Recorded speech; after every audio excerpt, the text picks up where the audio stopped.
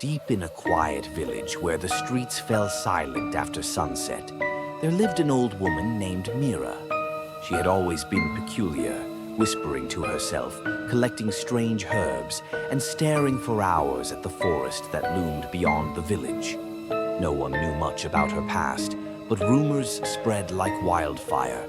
Some claimed she practiced dark rituals, while others swore they had seen shadows moving unnaturally around her home.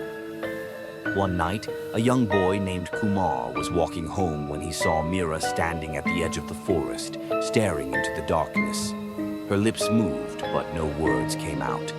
Then, as if sensing his presence, she turned her head sharply, locking her gaze onto him. Her eyes, they weren't normal. They were completely black.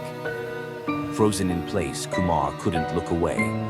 Mira slowly raised her hand and pointed a long, bony finger at him.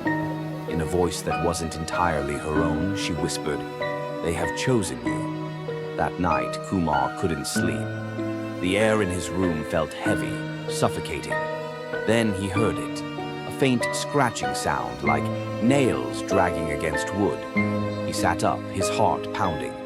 The sound was coming from his window. Trembling, he forced himself to look. And there, outside the glass, was Mira. But she wasn't alone. Behind her stood figures, barely visible in the darkness, tall, shadowy beings with hollow eyes that pulsed like dying embers. They didn't move.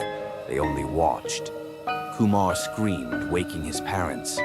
But when they ran to his room, the window was empty. No footprints in the dirt. No signs of anyone ever being there. Just the lingering scent of burnt wood. The next morning, Kumar's mother visited Mira's house, demanding answers. But the door was open, swinging slightly in the cold wind. Inside, the place was abandoned, as if no one had lived there for years. Dust covered the furniture, and cobwebs stretched across the ceiling. But in the center of the room, carved into the wooden floor, was a name. Kumar's name. That night, he disappeared. No trace, no struggle. Just an open window and the distant sound of whispering fading into the wind.